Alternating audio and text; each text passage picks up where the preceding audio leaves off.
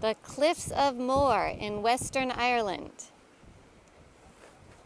right on the Atlantic Ocean. Sandra Razielli here to share with you a movement that I am been inspired by watching the water hit the rocks, to share with you some finger waves. Now, all you really need to do for this is find a place where you're not going to fall over a cliff and get your hands ready to move. We're going to start with two hands, just so you can see what it looks like.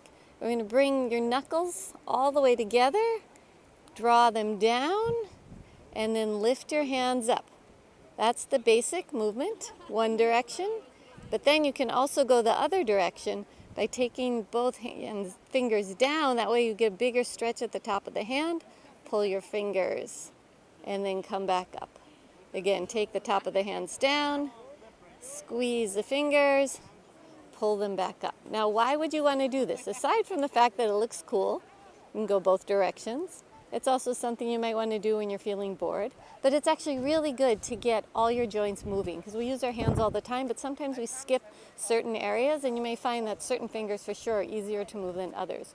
So what you can do is you can break this down by doing one finger at a time. So you start with your index finger, squeeze it down, reach and lift it up. And you might feel some stretching in certain areas. You might find that doing one finger and go the opposite direction will reveal some hidden tension. And by using this technique of one finger at a time, you'll notice, first of all, that some fingers move much easier than others. It's definitely a lot harder to move that third finger going the other direction. Ooh, see how those other fingers get involved? And then try the fourth finger. But you might find that one hand versus the other hand holds a little more tension.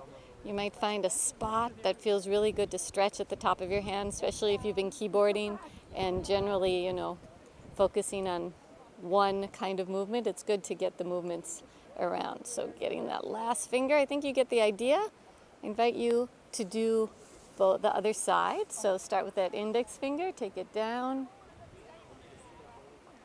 and go the other direction.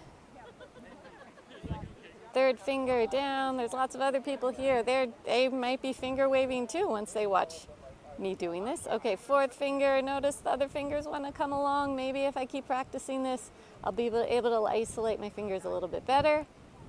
It does take time. Fifth finger. And then the other direction. So now actually my hands do feel more mobile. They feel happier. They're not happy or mobile enough to climb down that cliff, but they are happy to move around and then do a hand wave. Really be like the waves of the ocean. Get the wrists involved. You can go in all sorts of directions. Flow like the wind, flow like the waves. And enjoy your hands. Thanks for watching. Sandra Razielli, RaziYoga.com.